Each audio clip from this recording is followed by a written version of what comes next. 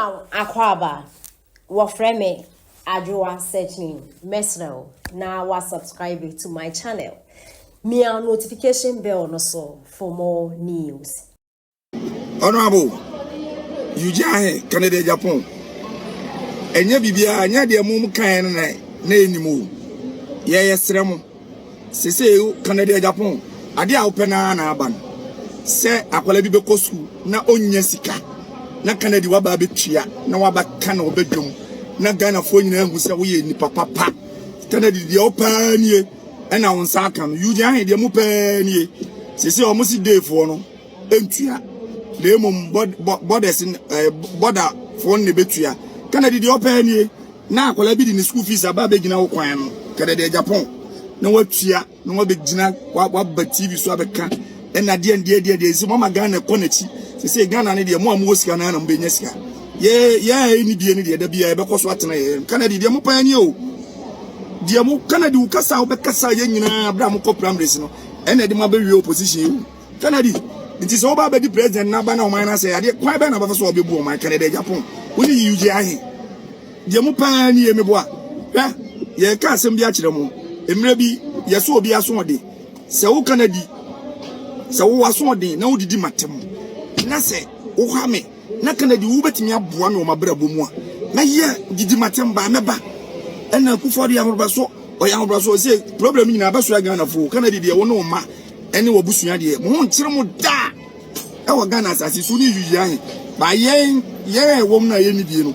ye ho nkire ye saa se defuyi ehiafo no ma no wo ma nya sika o muntimi nko school ni bi eso akufo do na wo mu ade no ka obi abomu eye nkakra saa 8 years e man kwala 5 million 5.2 million in years school education Canada the open ni ye de Ghana che ofa so wa adwen mi se Ghana be ko opposition se mo de Ghana ni nyina akọ mahama kwa be no be faso obebu man se obi an se obi na no se sika ni Canada di you ready obi ari na hi asem beba because edurum le bi obi ko wo kra utimi ka se wona akotua de open no na aba Canada Japan ye ja Ghana ma fa wo de fa Ghana no ye de amount why Ghana no fa Canada ni yuji ahe ye de Ghana na ma mo fa sa ko fota mo sore na wo ye sa ni mani nyina enye Ghana ko na nimbia na wo Canada Japan ya wasa ma Ghana sa change reverse ha na se ya ba wo bosia bo yati Canada ya da wase ke nyina atim na me nhira wa yesra wo Captain Smart e kira nyame ya adoma ene edi gonja mafia esi so na Ghana highway se free SHS won teche ma Captain Smart utimi nkokuru wi ye be kire ya adwe bruda gonja mafia wo Captain Smart usi soja ni atwa ahwe Ekufuado ko soja ni na atwa ahwe nti ye ne ko Mahama hospital Captain Smart wo kai se kumawu Mahama na shase wantimi anwe o udi 4 years no wantimi anwe Ekufuado de beto waso ko ne ma egu ho ukọ be kwaya Ekufuado ene ebeto aso ni enwe o ukọ tepa Ekufuado on ne be wie sa tepa hospital na Mahama obeye president de Ekufuado on ne be wie se won ukọ ye friend say we drop so a wasi ba ko ho ko hwe niyam egum ni nyina wo Ghana ha wo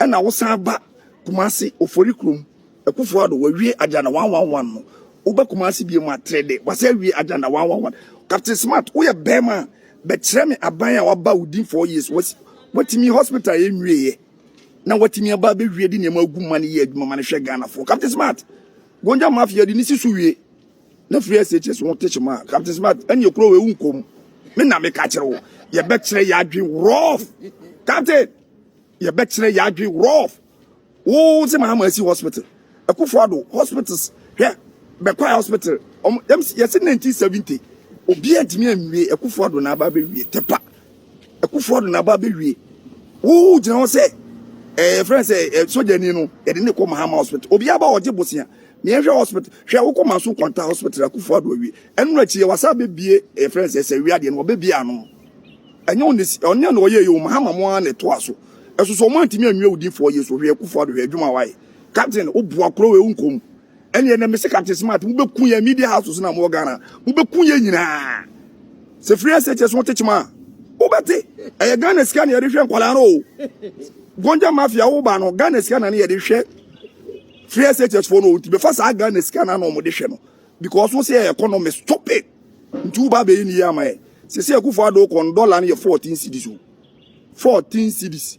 Tamana 70 cities near Yakwawi, near Yakra overhead, near Yaha, Yaya Tamale, Yaya Kumasi for near 17 cities near Captain Medunya Mikro Unkum. Message some boy to Okuye. Say a moody and yet ha.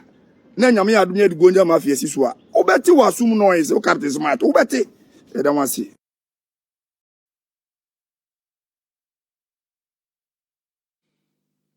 Or not just only 24 hours. He couldn't.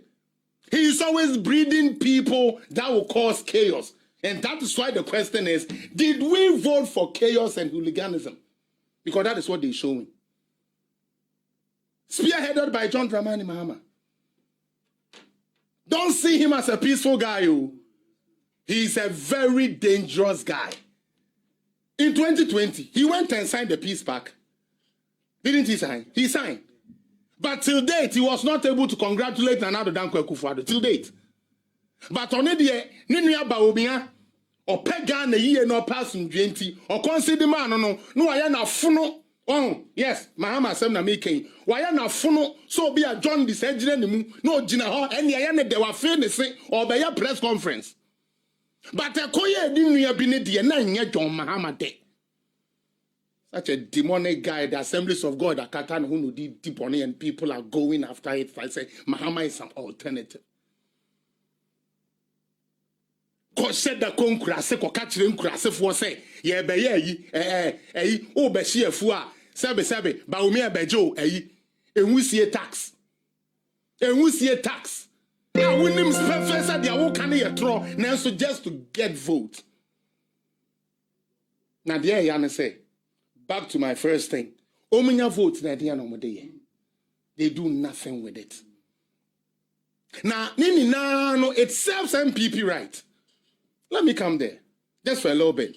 It serves MPP right because MPP is the only political party that because of Onuankasa ni internet no or better to the amanitan for some family nkuno.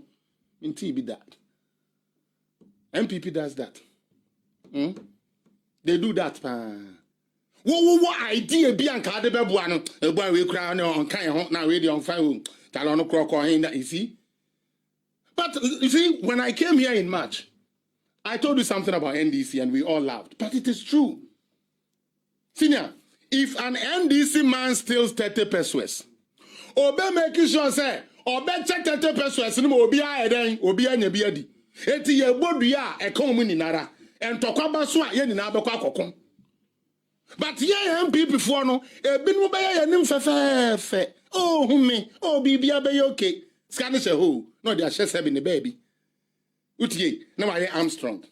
Now, say, I didn't know Buabano, well, lose where you know. Now, I feel you almost push can oh, Konako Samai, Konako, my. We keep killing our own self. Because no government did the work Nana Dankwa Akufo-Addo did. It is never true. Mamo be another. A Juma and another day, me say, and this if no crane, Onyamia Duma Mobile Power. Fa Omo a record from 2017. Did you hear them talk about economy? 2016, their message was what? Nation builder, infrastructure king. Then we came to see, said, most of the projects they were ghost projects. But that's what I say. So now they could, in 2020, they could no longer use the economy. And neither could they use the infrastructure king. Because at that time, NPP has launched what they call the delivery tracker. So now we could see what has been done and what hasn't been done. And that is why it exposed them. So if you watch the only message NDC carried into the 2020 election was nepotism.